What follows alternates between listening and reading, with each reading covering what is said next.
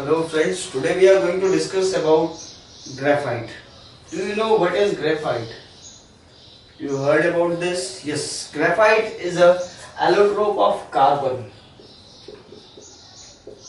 It is an allotrope of carbon, which is a non-metal.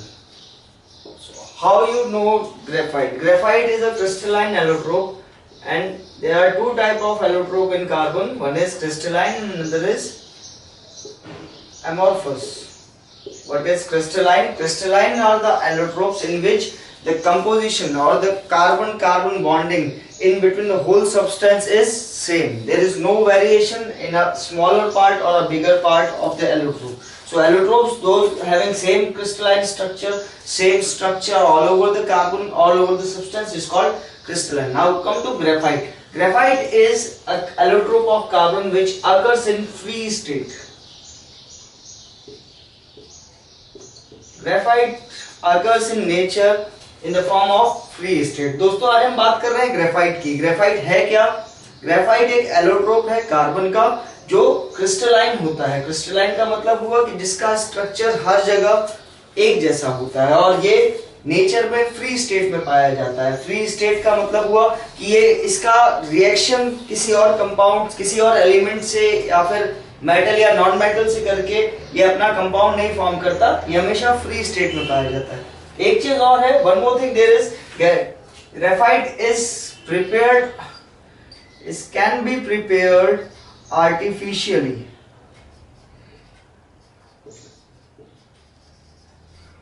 ये artificially मतलब even factories में भी prepare हो सकता है, मैन मेड हो सकता है. ग्रेफाइट कैसे होगा? ग्रेफाइट के लिए to prepare graphite artificially we require sand and coke. Sand और कोक इन दोनों से मिला करके it's a mixture of sand and Coke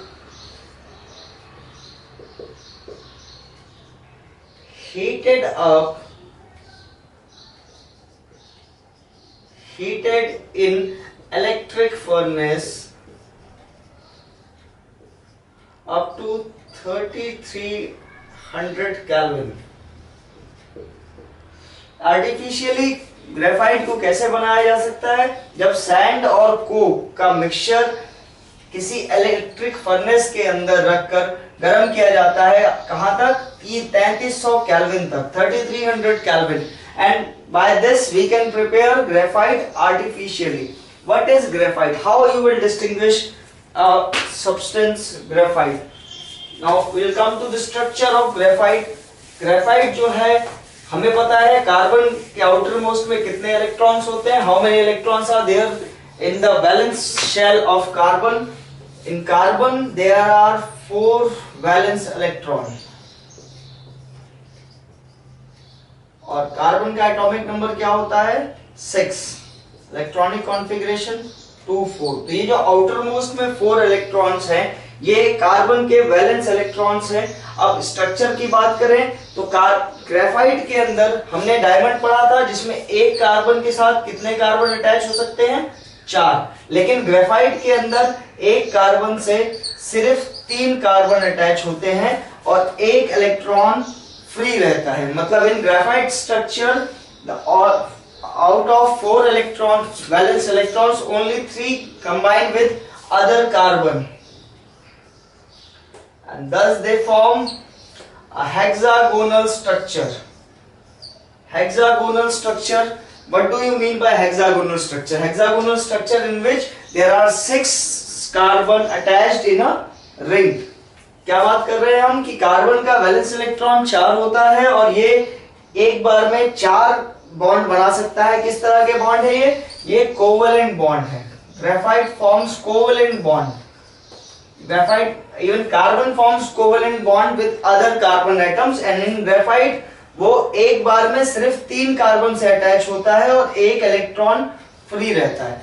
her carbon के साथ एक इलेक्ट्रॉन फ्री रहता है और इसलिए ये हेक्सागोनल स्ट्रक्चर बनाता है. अब इनके बीच की डिस्टेंस की बात करें तो कार्बन कार्बन बॉन्ड कितने होते हैं 142 pm। हमने पढ़ा था डायमंड में कार्बन कार्बन बॉन्डिंग क्या क्या साइज होती है, carbon carbon bond length is 154 pm in diamond. Diamond के अंदर 154 pm होती है कार्बन कार्बन के बीच की बॉन्ड लेंथ, और हेक्सागोनल रिंग फॉर्म करता है। The carbon these layers are held by weak forces. Carbon और कार्बन, ये एक कार्बन दूसरे कार्बन के साथ एक लेयर फॉर्म करता है, और वही लेयर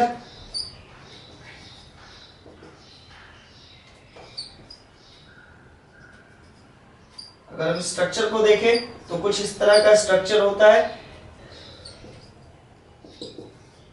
इसमें हर कार्बन एक 3 कार्बन से जुड़ी हुई है, और जो कार्बन कार्बन की लेयर है हेक्सागोनल लेयर, इनके बीच की जो डिस्टेंस होती है वो 335 pm होती है।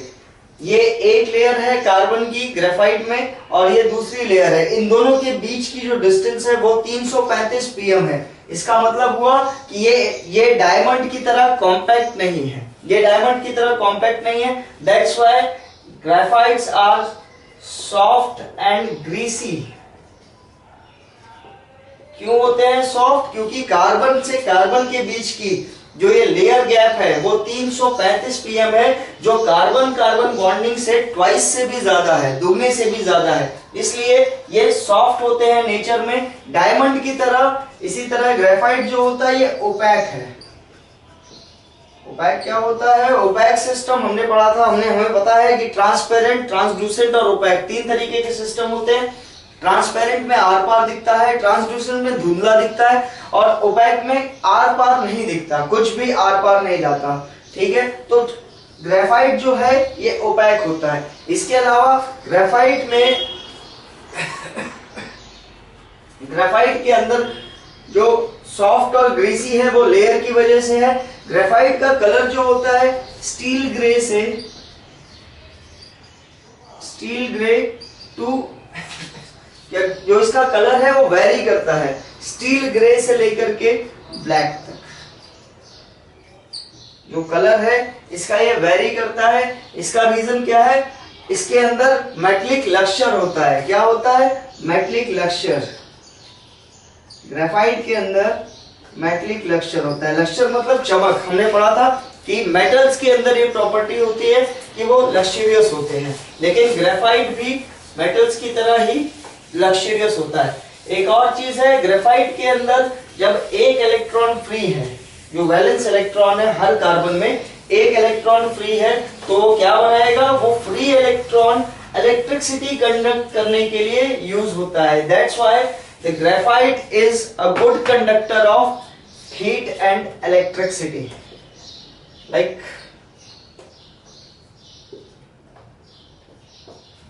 this is your carbon structure. In this there are 1 electrons free in every carbon. Whenever we are considering graphite, the substance has 1 electron per carbon free. That's why it is used in conducting electricity, and it is a good conductor of heat and electricity.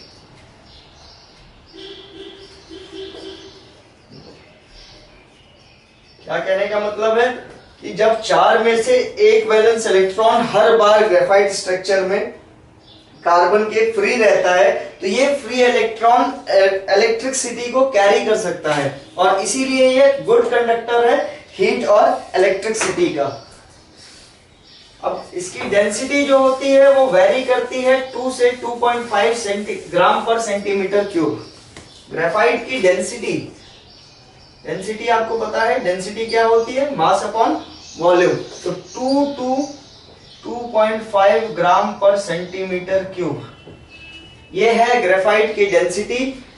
इसका जो melting point होता है वो as compare to diamond बहुत कम होता है, लेकिन other metals के लिए ये यूज होता है उनको मेल्ट करने के लिए। इसकी जो मेल्टिंग पॉइंट है वो होती है 1800 kelvin. The melting point of graphite is 1800 Kelvin and the density of graphite varies from 2 to 2.5 gram per centimeter cube.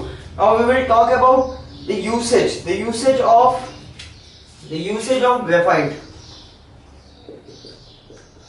The first one, as we know that graphite is a good conductor of heat and electricity, it is used to make electrodes in cell. जो भी आप pencil cell या battery देखते हैं उसके अंदर जो भी हम यूज करते हैं डीसी में, उसके अंदर जो इलेक्ट्रोड्स होते हैं ब्लैक कलर के जिनमें पोर्स होता है, वो किस चीज के बने होते हैं? वो बने होते हैं ग्रेफाइट के। यानी ग्रेफाइट कहाँ यूज हो रहा है हमारा? To conduct electricity. क्यों? क्योंकि इसके अंदर एक वैलेंस इलेक्ट्रॉन पर कार्बन फ्री होता है।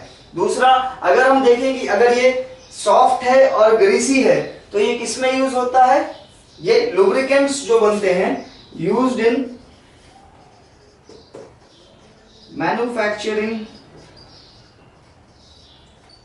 लुब्रिकेंट्स। जो भी हम गाड़ियों में ग्रीस यूज करते हैं या लुब्रिकेंट यूज करते हैं वो किस चीज का बना होता है? ग्रेफाइट का। रीजन क्या है? क्योंकि ये सॉफ्ट और ग्रीसी है। तो जो भी मेटलिक मूवमेंट, जो भी पिस्टन मूवमेंट होता है या जहां भी फ्रिक्शन लेस करना होता है वहां किसका यूज होता है? ग्रीस का। और सॉफ्ट होने की वजह से ये लुब्रिकेंट में यूज होता है। तीसरा, आप जानते हैं कि पेंसिल लेड, जो हम पेंसिल यूज करते हैं HB pencil, the pencil which you use to write is made up of graphite. It varies from the color HB, 2HB, 3HB. So this graphite is used for making pencil leads.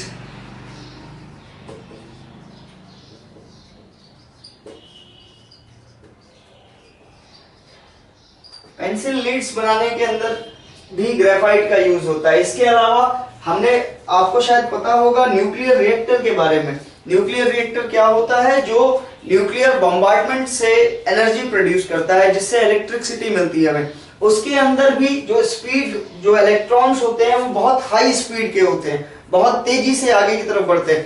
उनकी speed को कम करने के लिए भी graphite का use होता है। So it is used for moderating the speed of electrons in nuclear reactor. किस लिए यूज होता है? It is used for moderating the speed जो है इलेक्ट्रॉन की न्यूक्लियर रिएक्टर के अंदर कम करने के लिए हम इसका यूज करते हैं, ग्रेफाइट शीट्स का या रॉड्स का।